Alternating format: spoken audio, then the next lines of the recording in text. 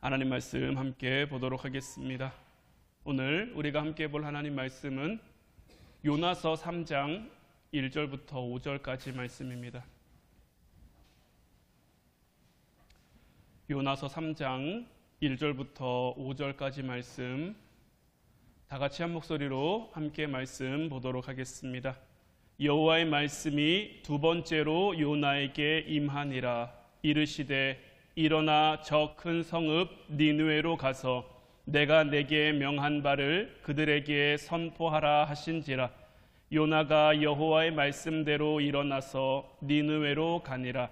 니느웨는 사흘 동안 걸을 만큼 하나님 앞에 큰 성읍이더라.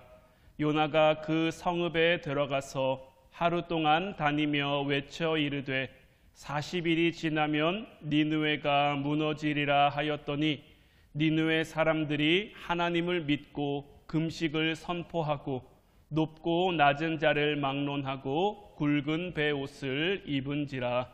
아멘. 오늘 이 시간에는 하나님의 눈으로 보는 싸움이라는 제목 가지고 우리가 함께 말씀 나누며 은혜를 나누기를 원합니다. 우리가 오늘 여름 성경학교를 위한 기도회로 이 자리에 모였고요.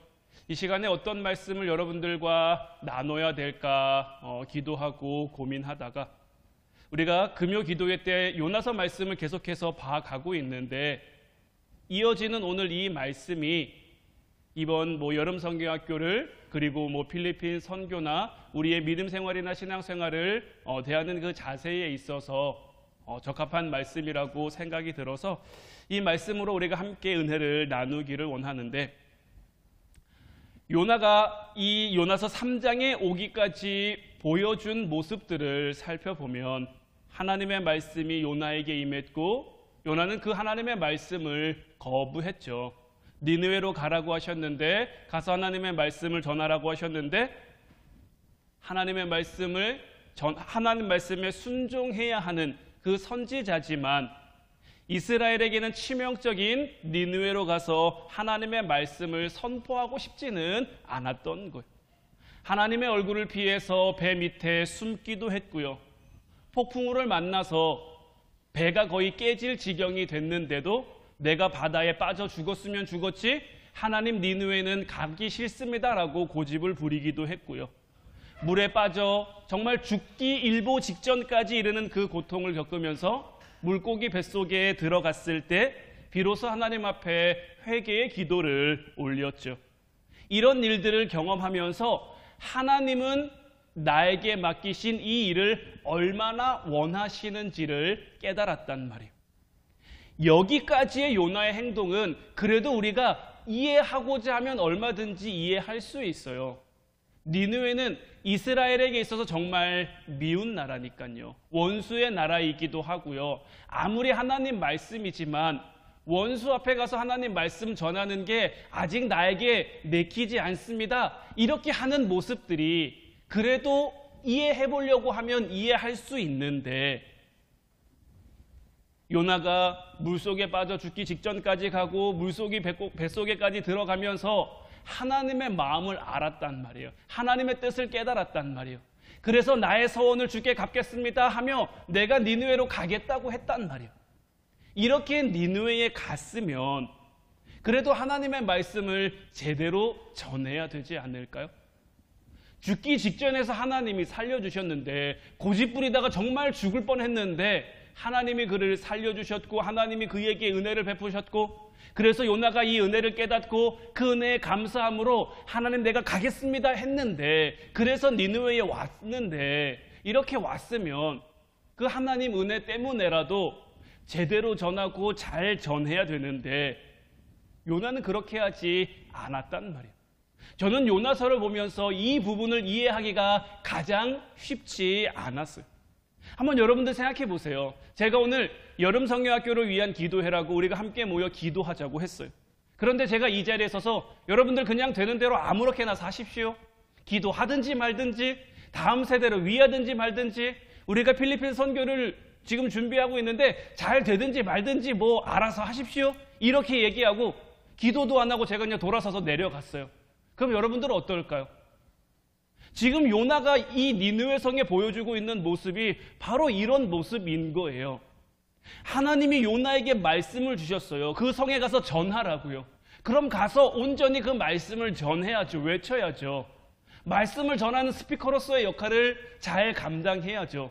저 역시도 마찬가지로 이 자리에 서서 하나님이 저를 통해 주신 말씀을 여러분들과 함께 나누면서 우리 교회를 향한 비전을, 우리 교회를 향한 꿈을 함께 세워가고 함께 이루어 가야 되는 것 아닙니까? 그 역할을 위해서 제가 이 자리에 서서 여러분들에게 하나님의 말씀도 전하는 거고요. 제 생각을 여러분들에게 전하는 거 아니고 제 마음을 여러분들에게 전하는 거 아니고 하나님께서 우리를 통해 이루어 가실 그 일들을 기대하고 소망하면서 제가 이 자리에 서서 해야 되는데 요나는 지금 그렇게 하고 있지 못한 거죠. 오늘 보면 3절 4절 말씀 보면 요나가 여호와의 말씀대로 일어나서 니느웨로 가니라. 니느웨는 사흘 동안 걸을 만큼 하나님 앞에 큰 성읍이더라. 요나가 그 성읍에 들어가서 하루 동안 다니며 외쳐 이르되 40일이 지나면 니느웨가 무너지리라 하였더니, 이 니느웨는 그 당시에 정말 세계 패권을 주도한 아수르 제국의 수도죠. 성을 한 바퀴 돌려면 꼬박 사흘 길을 걸어야 된단 말이에요.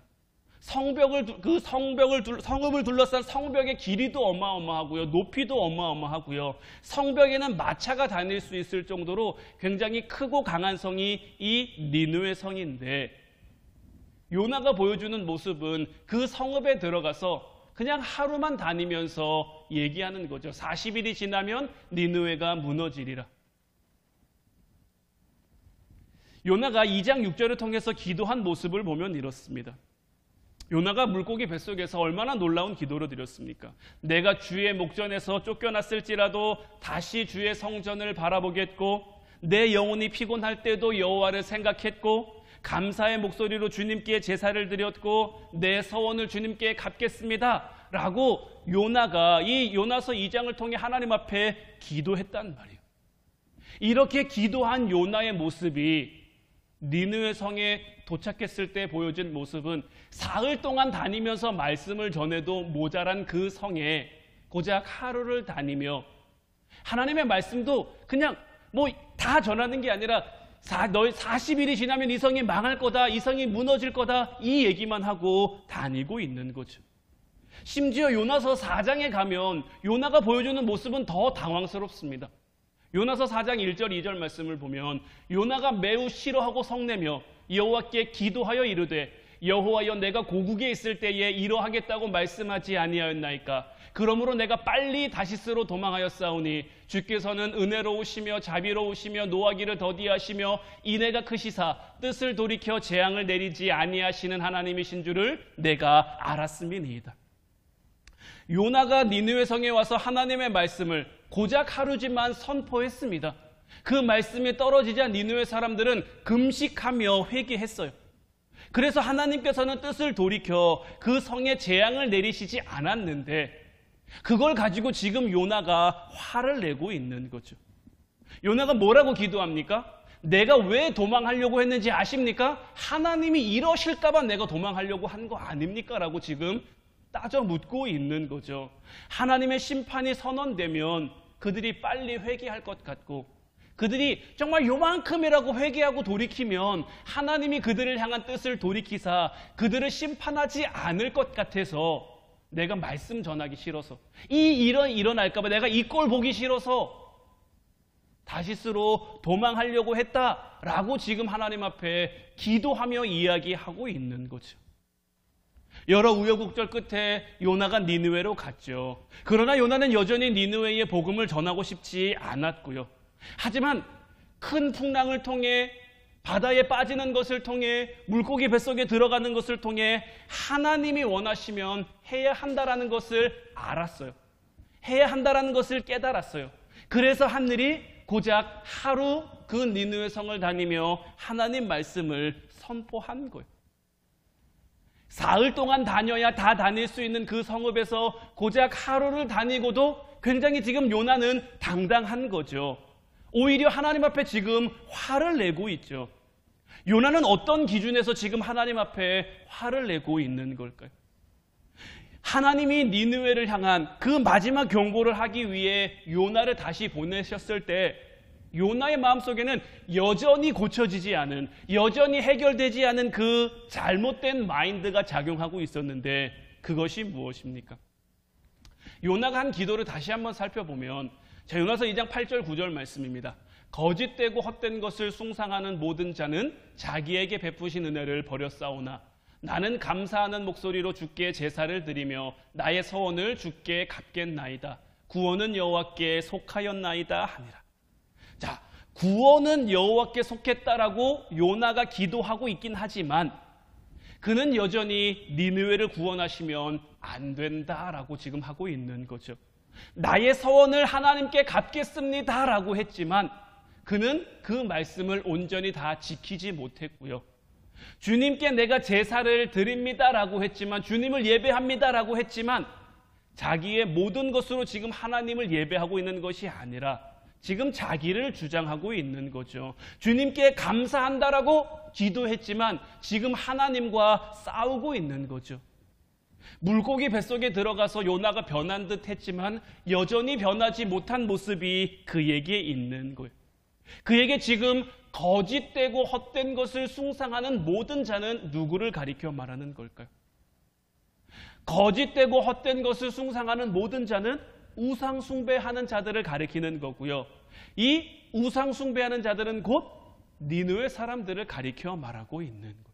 그러니까 요나 안에는 지금 여전히 어떤 마인드가 있습니까? 선민과 이방인을 구별하는 그 마인드가 그 안에 여전히 있는 거예요. 요나 신앙 중심은 여전히 자기예요. 요나 신앙 중심은 여전히 선민이고요. 요나의 신앙 중심은 여전히 이스라엘인 거예요.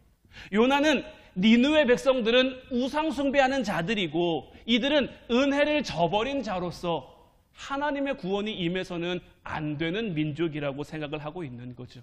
그들은 결코 회개해서는 안 되고 그들은 그저 하나님 앞에 징계하심을 받아 하나님 앞에 심판하심을 받아 멸망해 마땅한 그러한 이들이라고 여기고 있는 거예요. 그런데 요나의 근본도 한번 거슬러 올라가 보면 어떻습니까? 요나가 그토록 우리 민족의 조상, 이스라엘의 조상이라고 말하는 사람이 누굽니까? 아브라함이죠. 그들은 아브라함의 하나님, 이삭의 하나님, 야곱의 하나님을 계속해서 얘기하죠. 그런데 아브라함도 처음부터 믿음의 조상이었습니까? 아브라함은 원래 뭐 하던 사람이었습니까? 그의 아버지와 함께 우상을 만들어 파는 사람이었죠. 우상을 숭배하는 것을 뛰어넘어 그 우상 숭배하는 사람들을 위해 우상을 만들어 파는 사람들이었단 말이에요. 하나님이 아브라함을 부르셨어요. 하나님이 아브라함을 부르신 것은 그에게 주어진 은혜죠, 은혜. 아브라함이 하나님의 구원을 받을 만한 어떤 조건이나 자격을 갖춘 게 아닌데 하나님이 그를 은혜로 택하시고 은혜로 불러 여러 민족의 아버지, 열방의 아버지, 열국의 아버지로 삼으셨단 말이에요. 하나님께서는 왜 아브라함을 택하셨을까요? 그를 통해 여러 민족 가운데, 열국 가운데 하나님의 복음, 하나님의 은혜가 전해지기를 바라는 마음인 거죠. 하나님은 그래서 아브라함을 택하신 거고요. 그래서 이스라엘을 택하신 거고요. 그래서 요나를 택하신 거예요. 일본에서 큰 지진이 났을 때 그 지진을 바라보며 일본이 우상 숭배를 많이 해서 그 지진이 그 땅에 일어났다라고 얘기하시는 분들이 있었어요. 여러분들은 어떻게 생각하십니까? 일본이 정말 우상 숭배를 많이 해서 그 땅에 지진이 일어난 걸까요? 그럼 우리나라는 어떨까요? 우리나라는 우상 숭배를 합니까? 안 합니까? 우리나라는 우상 숭배를 하는 나라라고 말해야 될까요? 안 하는 나라라고 말해야 될까요? 뭐 인구수의 차이가 있어서 상대적으로 우리나라가 우상 숭배하는 사람이 적을 수는 있지만 우리나라 역시 그 우상 문화에 대해서 자유로울 수 없고요. 그리고 이 우상에 대한 개념을 우리는 바로 잡아야 할 것이, 자, 여러분들은 살아가면서 늘 기쁘고 늘 감사하십니까? 여러분들은 살아가면서 모든 것이 다 형통하고 모든 것이 다 만족스럽습니까? 우리가 살아가면서 신앙의 싸움을 왜 합니까? 우리는 왜 낙심하고 왜 낭망합니까? 왜 비교하게 되고 왜 원망하게 되고 왜 불평하게 됩니까? 이 모든 것들의 원인은요, 내가 바라는 게 있는데, 내가 원하는 게 있는데 그게 뜻대로 되지 않으니까 낙심하기도 하고 낭망하기도 하는 거고요. 그러한 것들 때문에 때로는 내 기쁨이 꺾일 때도 있고요. 내 만족이 꺾일 때도 있고요. 내가 감사보다는 원망과 감사보다는 두려움과 절망 속에 살아갈 때가 있는 거예요. 우리는 자꾸만요, 하나님 앞에서 내 것을 주장하는 싸움을 하며 살아갈 때가 있는 거예요. 하나님이 우리에게 맡겨주신 그 삶의 자리가 있는데 그 삶의 자리 가운데 자꾸 내 것을 먼저 하나님 앞에 주장하는 거죠. 우리에게 있어야 할 것은 하나님이 이미 알고 계세요. 하나님이 지금 니느웨 성을 구원한다고 해서 이 니느웨로 하여금 이스라엘을 망하게 하실까요? 요나가 가서 니느웨 성에 하나님 말씀 전한다고 니느웨가 하나님 구원받고 일어나 이스라엘을 무찌르는, 이스라엘을 물리치는 그런 나라로 성장하게 됩니까? 아니라는 말이에요.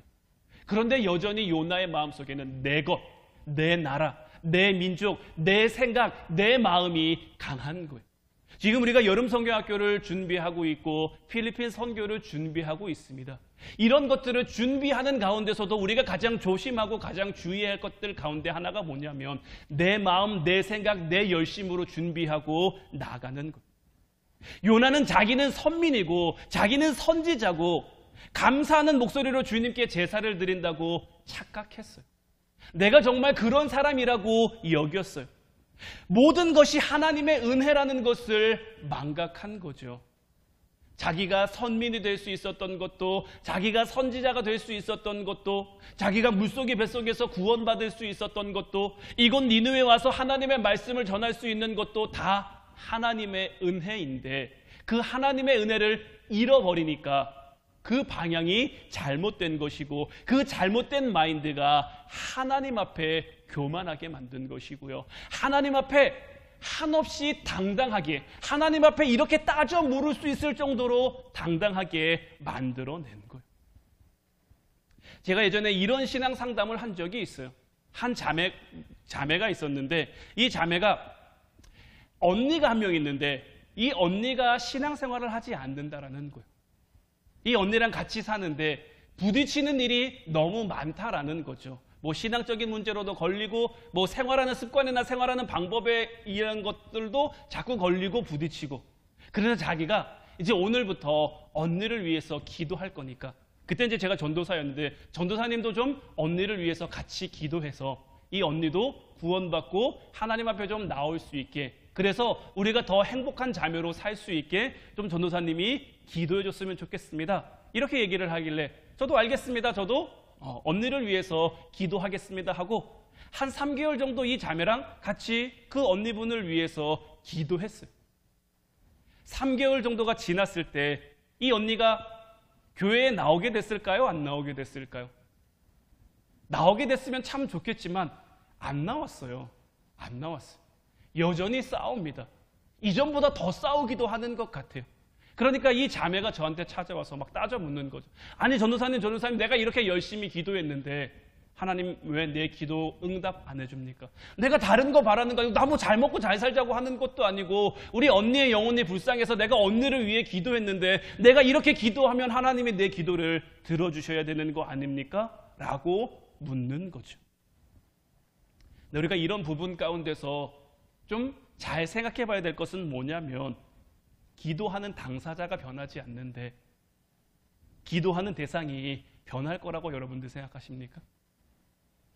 우리가 다음 세대를 품고 기도하고 아니면 필리핀을 품고 기도하고 여러 가지를 품고 뭐 가족을 품고 뭐 가정을 품고 여러분들이 전도하기로 원하는 그 전도 대상자들을 품고 여러분들이 기도할 때에 내가 먼저 변화되지 않는데 그들이 먼저 변화될 거라고 생각하면 안 됩니다. 요나와 이스라엘이 변하지 않는데 하나님께서는 그 변하지 않는 그 세상보다 잘못된 마음을 품고 있는 오히려 요나와 오히려 이스라엘을 더 악하게 보실 수 있는 거예요. 하나님은 요나를 통해서 지금 저와 여러분들에게도 묻고 계신 거예요.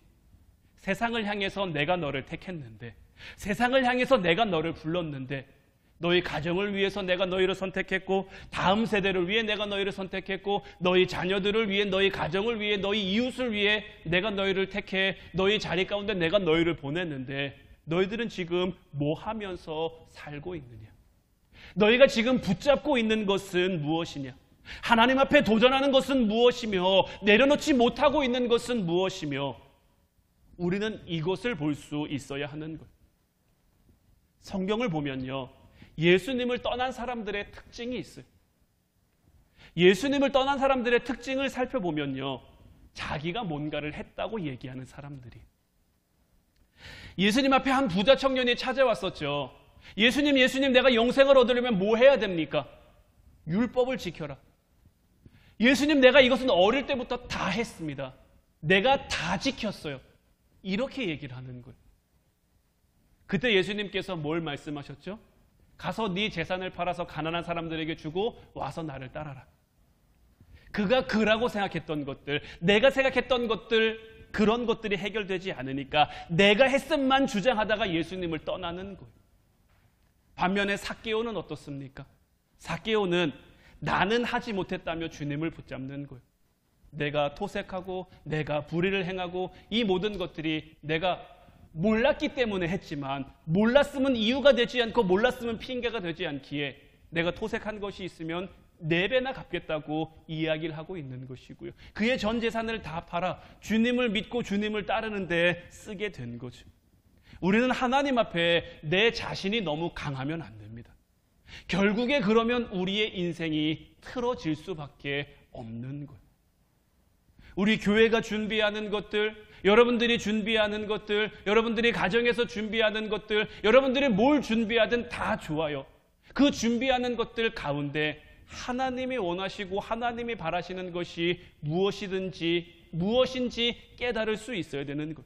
세상을 먼저 보는 것이 아니라 하나님을 통해 우리 자신을 먼저 봐서 하나님이 나에게 원하시는 것이 무엇인지.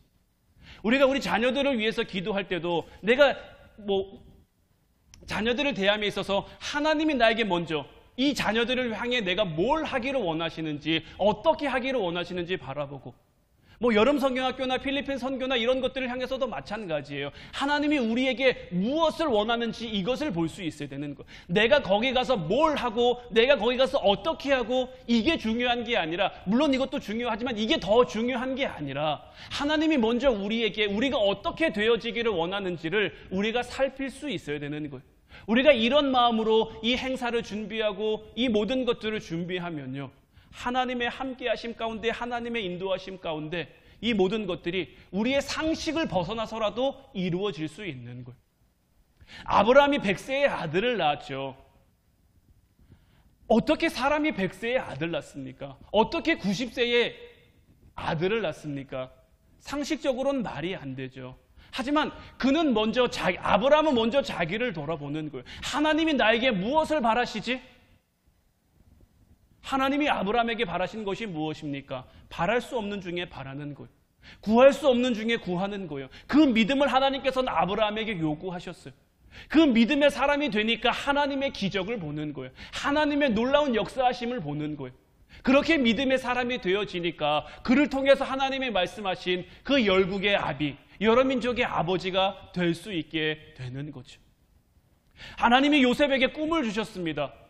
형들과 묶고 있는 그 볕단이 자기가 묶고 있는 볕단을 향해 절하는 것, 해와 달과 11별이 자기를 향해 절하는 것, 그 꿈을 요셉이 품고 있었어요. 그 꿈을 품은 요셉을 향해서 하나님이 주신 시련들이 있죠. 형들에 의해서 애굽으로 팔리게 되고 억울한 누명을 쓰고 감옥에 가게 되고, 그곳에 가서 요셉은 원망하거나 불평하지 않습니다. 지금 이 자리에서 하나님이 나에게 무엇을 바라는지, 지금 이 자리에서 하나님이 나를 통해 무엇을 하고자 하는지, 그래서 그는 그 힘든 상황, 그 어려운 상황 속에서도 성실히 살아갈 수가 있는 것.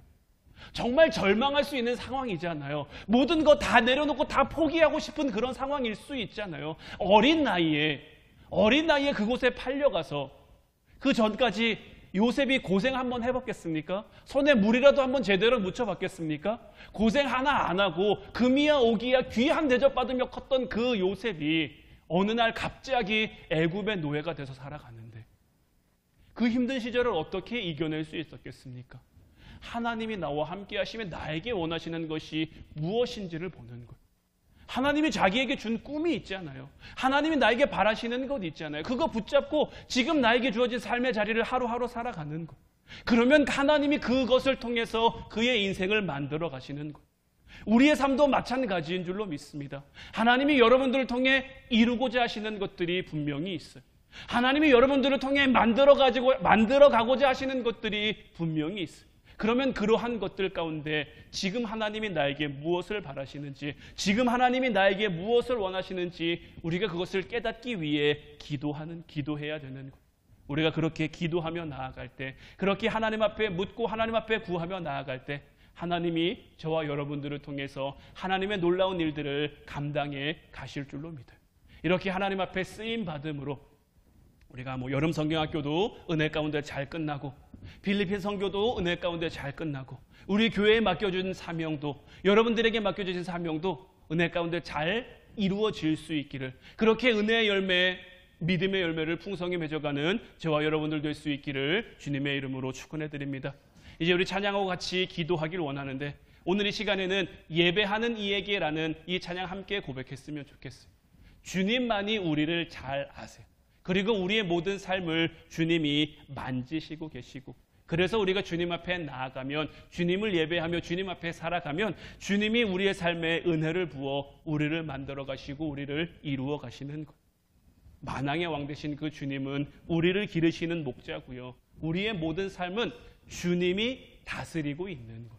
우리가 어떤 상황, 어떤 형편 가운데 있어도 주님이 우리를 다스린다는 그 믿음 흔들리지 않고 그 믿음 가운데 늘 살아가는 저와 여러분들 되길 바랍니다. 우리 찬양하고 같이 기도하도록 하겠습니다.